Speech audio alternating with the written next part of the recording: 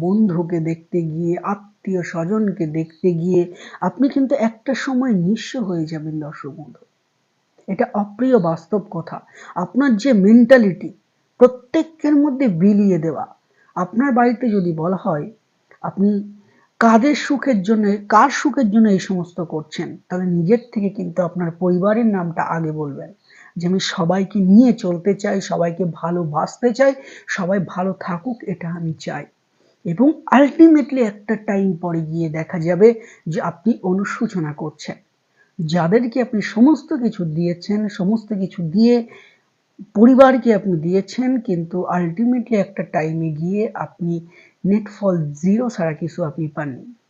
এই যে জায়গা থেকে কিন্তু আপনাকে অনেকটাই কন্ট্রোলে রাখবে দেবগুরু বৃহস্পতি। তো আজকের বিশেষ টোটকা বলার আগে বলবো কর্কট রাশি জাতক বা জাতিকাদের নির্দিষ্ট কয়েকটি